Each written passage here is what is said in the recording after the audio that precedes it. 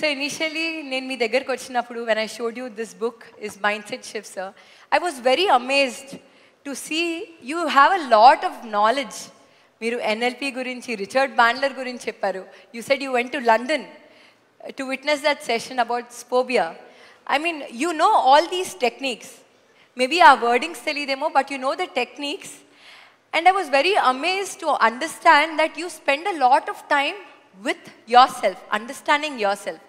So how important has been that spending time with yourself?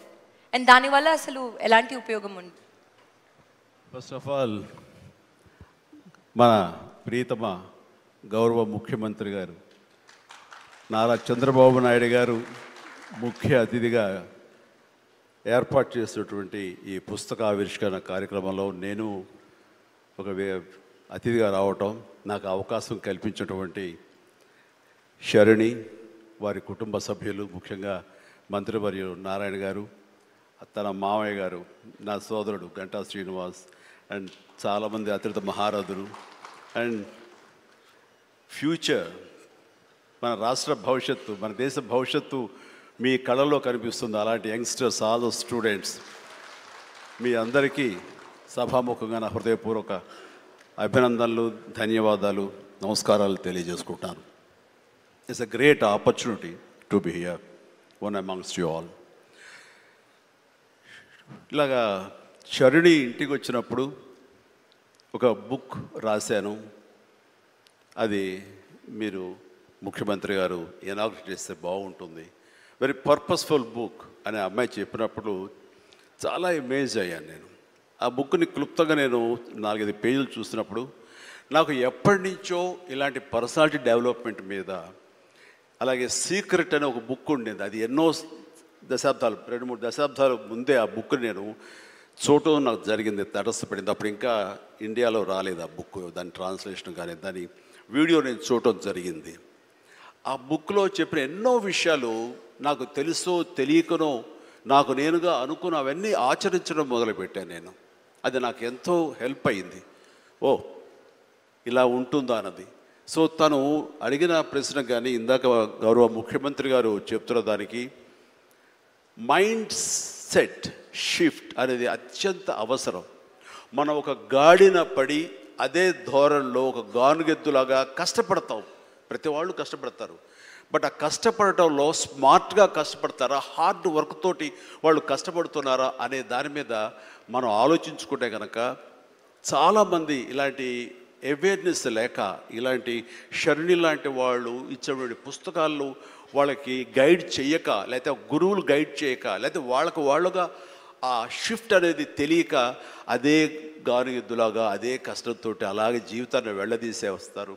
అట్లాగే ఏదో టైంలో retired అయిపోతారు, జీవితం చాలిస్తారు, ఇది చాలు ఈ జన్మకి ఇంతే అనుకుంటారు. అది కరెక్ట్ కాదు. మైండ్ షిఫ్ట్ చేయటం మూలంగా కష్టపడే మనస్తత్వం ఉంటే, నీ ఇష్టమైనటువంటి ప్రొఫెషన్లో కనుక నువ్వు ఉండగలిగితే ఆ రాణింపు, ఆ వెళ్ళే హైట్స్ అది వేరే. అంటే ఉదాహరణకి నేను చెప్పుకుంటే, నా గురించి సాదాసీదా కుటుంబంలో పుట్టి ఒక మామూలుగా ఒక డిగ్రీలో యావరేజ్ మార్కులతో చేసిన తర్వాత ఏం చేయాలి, ఎలా చేయాలి అని అనుకుంటే నా తల్లిదండ్రులు నన్ను గైడ్ చేసేంత నాలెడ్జ్ కూడా వాళ్ళకి లేదు. అలాంటి టైంలో నాకు అనిపించింది, నాకు చిన్నప్పటి నుంచి ఇంట్రెస్ట్ యాక్టింగ్. 10th క్లాస్ చదువుతున్నప్పుడు ఒక డ్రామా వేశాను, బెస్ట్ యాక్టర్ వచ్చింది. కాలేజ్ డేస్లో ఇంకో డ్రామా వేశాను, అది బెస్ట్ యాక్టర్ వచ్చింది. అది documented, it's that full proof. So నాకు అనిపించింది, ఓహో మనలో గొప్ప నటుడు ఉన్నారనమాట, మనం కనుక ట్రై చేస్తే సినిమా ఇండస్ట్రీలో ఒక లెవెల్లో ఉండొచ్చు అనమాట. ఎందుకు వెళ్ళకూడదు మనం సినిమా ఇండస్ట్రీకి అని అనగానే ఎవరితో మాట్లాడినా సరే, ఏ సినిమా ఇండస్ట్రీ తక్కువ అనుకుంటున్నావా, నీకు తెలిసిన వాళ్ళు ఉన్నారా, నువ్వు వెళ్ళగానే పెద్ద గొప్ప అందగాడేవా, నేను వెల్కమ్ చేసేస్తారా అంటూ అందరూ నెగిటివ్గానే అనేవాడు. అదే సహజం, ఎందుకంటే ఇండస్ట్రీకి వెళ్ళి పాడైపోయిన వాళ్ళు అధిక సంఖ్యలో కనబడుతున్నప్పుడు నేను ఎక్కడో లింగులు ఇటుకుమంటూ నర్సాపురం మొగల్తూరు ఆ ప్రాంతం నుంచి వెళితే కనుక ఎంకరేజ్ చేసే భలే ఉన్నారో వెళ్ళరా అనేవాళ్ళు ఎందుకు ఉంటారు. కానీ లోపల నా తపన అంతా ఖచ్చితంగా వెళితే వెళ్ళాలి అనిపించింది.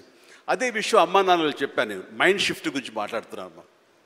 అమ్మా నాన్నలు చెప్తే, నువ్వు వెళితే నీకు ఇంట్రెస్ట్ ఉంటే వెళ్ళు, కానీ ఏదైనా జరగచ్చు, రేపు పొద్దున నువ్వు రాణించవచ్చు, రాణించకపోవచ్చు. అలాంటి పరిస్థితిలో టైం వేస్ట్ కాకుండా ఇంకో కోర్స్ కూడా చేస్తే, నువ్వు చెన్నై వెళ్తానంటున్నావు, నీ ఫిలిం ఇన్స్టిట్యూట్ ట్రైనింగ్తో పాటు ఇంకో కోర్స్ కూడా చేస్తే బాగుంటుంది కదా, సపోజ్ ఇది రాణించలేదు ఇంకో దాంట్లోకి వెళ్తావు, టైం వేస్ట్ కాదు అంటే వాళ్ళ మాట కాదనలేక, ఏమో బొమ్మ పైకి సిరితే కాయిన్ బొమ్మ పడవచ్చు, బొలుసు పడవచ్చు, జీవితంలో ఏది మనం ఊహించి చెప్పలేం అనే ఉద్దేశంతో నేను ఏం చేశానంటే ICWI institute of cost accountants and works of India, ఇది ఎగ్మూర్లో ఉంటుండేది చెన్నైలో. అక్కడ నైట్ కాలేజీ చేస్తూ పగలంతరేమో ఫిలిం ఇన్స్టిట్యూట్లో ట్రైనింగ్ తీసుకుంటూ అలాగా 2 జోడు గుర్రాల స్వారీ లేదా 2 పడవల మీద ప్రయాణం చేయడం ప్రయత్నం చేశారు. కానీ ఎక్కడో నాకు ఇష్టం లేనిది, అంతంత మాత్రంగా తప్పదని చేయబడ్డటువంటి ICWA కోర్స్ మీద నాకు నిరాశక్త కలిగింది. దాన్ని నెమ్మదిగా దానికి తెలియదుకాలు ఇచ్చేసి వదిలేశాను. ఆ తర్వాత ఫిలిం ఇన్స్టిట్యూట్లోనే నేను ఏమైనా చేయాలి, చావో రేవో బతుకో చావు ఇక్కడే ఉండాలి, మనం ఇందులో చేయాలి. ఎప్పుడైతే నేను ఒక డెసిషన్ తీసుకున్నానో నన్ను నేను ప్రూవ్ చేసుకోవడానికి నేను కష్టపడి పనిచేయాలి, నేను ఇందులో సాధించాలి, ఏమైనా అయ్యి తీరాలి అంటూ చాలా స్ట్రాంగ్గా నేను అనుకున్నాను. లేకపోతే నాకు జీవితం లేదు అనుకున్నాను. అలాంటి పరిస్థితుల్లో సినిమా ఇండస్ట్రీలో ఫిలిం ఇన్స్టిట్యూట్లో నేను ట్రైనింగ్ తీసుకోవడం ఏంటి, సినిమా అవకాశాలు రావడం ఏంటి, అవి సద్వినియోగపరచుకోవడం ఏంటి, దాన్ని ద బెస్ట్ నేను చూపించుకోవడం ఏంటి, అక్కడ ఉన్నటువంటి డైరెక్టర్స్ వీళ్ళందరి చేత వావ్ అనిపించుకోవడం ఏంటి, అందరి దృష్టి నా మీద ఉండేలాగా నేను ఎక్కువగా యాక్టివ్గా ఉన్నటువంటి ఇవన్నీ నాకు దోహదపడి సినిమాతో సినిమా అలాగా అంచెలంచెలుగా నేను ఈ రోజున మీరు చూస్తున్న ఈ స్థాయికి నేను వచ్చాను.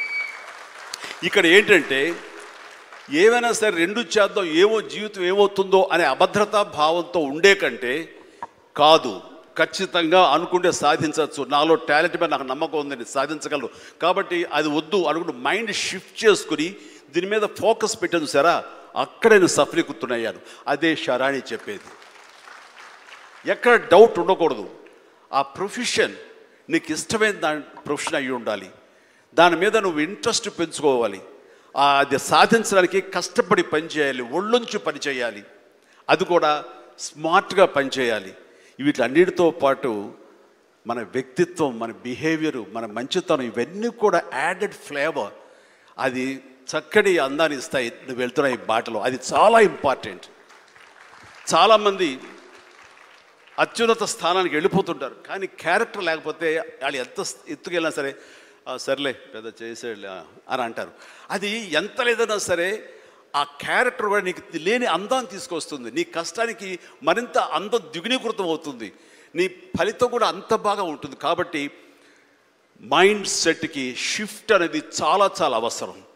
ఆ రకంగా శరాణి చేసినటువంటి ప్రయత్నం సఫలీకృతం అవుతుంది, చాలామంది రీచ్ అవుతుంది, చాలామంది లబ్ధిదారులు పొందుతారు. అండ్ చెప్పాలంటే మన నారా చంద్రబాబు నాయుడు గారు కూడా చిన్నతనం నుంచి కాలేజీ రోజు నుంచి నాయకత్వ లక్షణాలతోటి అక్కడ నాయకుడుగా కాలేజీలో ఉంటూ అక్కడి నుంచి తనకి ఇష్టమైన ఈ ఫీల్డ్లో రాణించాలి, నా రాష్ట్రానికి సేవలు చేయాలి, ఇక్కడ ఏమైనా సరే అవ్వాలి అనే అకుంఠిత దీక్షతో అయ్యారు. ఆ రోజున రామారావు గారు ఉంటారని ఆయన పాలిటిక్స్కి వస్తారని కాదు, ఆయనకు మీద నమ్మకం. ఆయన అట్లా ఏ మారుమూలు ఉన్నా నేను ఎట్లయితే యాక్టింగ్ మీద నా నమ్మకంతో నేను ఎలా ఉన్నానో అలాగే నాయకత్వ లక్షణాలతోటి పాలిటిక్స్లో రావాలి, రాణించాలి, ఇతోధికంగా ఎంతో సేవలు చేయాలని అనుకున్నారు. కాబట్టి నాయకుడిగా, స్టూడెంట్ నాయకుడిగా, విద్యార్థి నాయకుడిగా ఉన్న ఆయన పాలిటిక్స్లో రావడం ఏంటి అనుకోని పరిస్థితుల్లో అవకాశాలు వస్తే వాటిని చేజిక్కించుకుని వాటిని ఆసరాగా తీసుకుంటూ అంచెలంచెలుగా ఎదుగుతూ ఈ రోజున మనం చూసేటువంటి అద్భుతమైనటువంటి ఒక మహానాయకుడిగా ఎదిగారు. ఆయన దిశానిర్దేశంలో, ఆయన నాయకత్వంలో హైదరాబాద్ దగ్గర నుంచి ప్రతి నగరం, అంటే ఫస్ట్ ఇండియాలో ఆఫ్టర్ బెంగళూరు మళ్ళీ అలాంటి ఐటీ నగరంగా, అంటే ఎంత విజనరీ అంటే ఫ్యూచర్లో ఇది డెఫినెట్గా ఈ రోజున మనం అనుకుంటున్నాం డిజిటలైజేషన్ ఆ రోజున అంత ఉధృతంగా లేదు, అలాంటి దాన్ని అవి తీరుతుంది ఆయన అన్నారే. ఆయన మైండ్ సెట్ ఆ రోజున అలా షిఫ్ట్ చేసుకుని దానికి కట్టుబడి ఉన్నారు. కాబట్టి ఈ రోజున ఐటీలో కానివ్వండి, అతను డిజిటలైజేషన్లో కానివ్వండి, ఇదిగో ఈ రోజున ఏఐలో కానివ్వండి, ఆ స్థాయికి వెళ్ళటానికి నాంది పలికినటువంటి పాయనీర్ మన చంద్రబాబు నాయుడు గారు. సో ఇలాంటి నాయకుల మైండ్ సెట్ షిఫ్ట్ అవ్వడం అన్నది ఎంతగా అభివృద్ధిలోకి ఎంత ఇదిగా ఉందో మనం తేటతెల్లంగా చూస్తున్నాం. కాబట్టి it's a wonderful subject, Sharini. I do appreciate. All the very best. Thank you so much, sir. I want to ask you if you want to share one powerful message that will help in rewiring everyone's mindset. Yes, జీవితం అన్నది cake walk కాదు, పూల పాన్పు కాదు.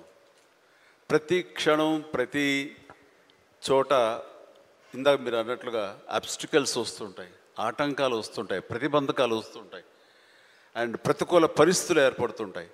మనం goal స్ట్రాంగ్గా అనుకుంటాం, దానికి కావాల్సిన కష్టం పడుతుంటాం, దానికి కావాల్సిన అవకాశాలని మనం చేజెక్కించుకొని ముందుకు వెళ్ళటం కోసం అన్ని రకాలుగా మనం ప్రయత్నం చేస్తుంటాం. మరి తప్పు ఎక్కడ జరిగింది అంటే, నీకు ఎన్నో అన్ఫోర్సీన్ బయటకు వస్తుంటాయి, ఒక డిస్ట్రక్షన్స్ వస్తుంటాయి, డిసప్పాయింట్మెంట్స్ వస్తుంటాయి, నేను డీమోటివేట్ చేసేవాళ్ళు ఉంటారు. ఇలాంటి డీలు ఎన్ని ఉన్నా సరే దాన్ని ఢీ కొనాలంటే ఒక డిటర్మినేషన్ ఉండాలి. అది వెరీ మచ్ ఇంపార్టెంట్.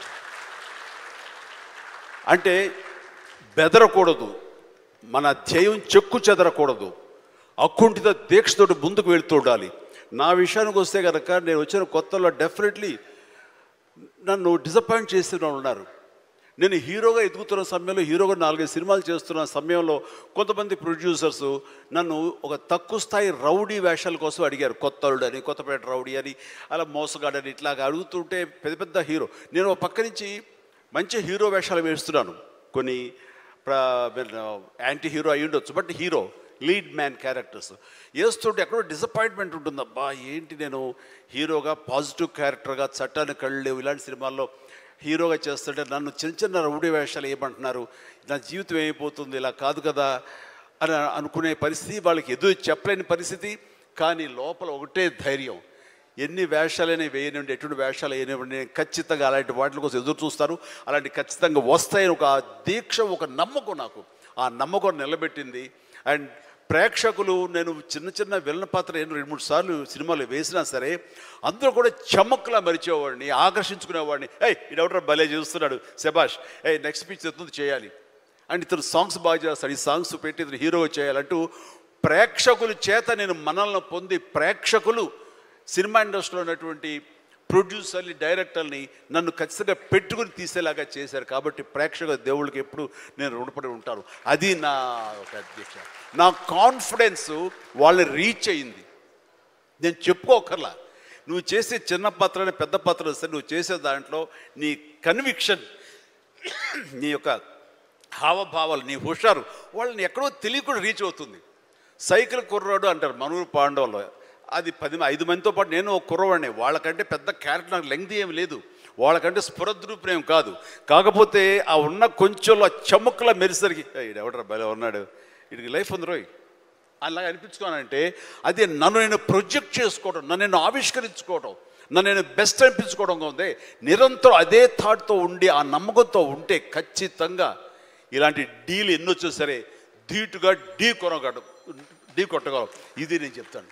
అంటే ఇంకా ప్రధానమైన ఉదాహరణ చెప్పాల్సి వస్తే, మహానాయకుడిని ఇక్కడ ఉన్నారు, అలిపిరి సంఘటనతో అక్కడి నుంచి పడి లెగిచి ఎంత డీమోటివేట్ అయిపోవాలి, చావు తప్పి కన్నులు అట్టపోయినట్లుగా ఆ రోజున పరిస్థితి ఉన్నప్పుడు ఆ విజువల్స్ చూసి ఎక్కడ చెక్కు చెదరలేదు. ఆయన మానసిక స్థైర్యంతో ఉన్నారు.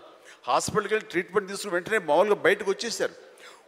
కానీ ఎక్కడ సరే బెసికారా, కొంచెం వెనక్కి తగ్గారా, ఆలోచన విధానంలో ఏంటిది అన్నారని ఏమీ లేదు. బ్రహ్మాండమైనటువంటి ఒక కన్విక్షన్ తోటి దీన్ని ఆయన ఎదుర్కొని నిలబడేటువంటి హీరో దాత్తత నేను ఆ రోజున చూశాను నాయుడు గారిలో.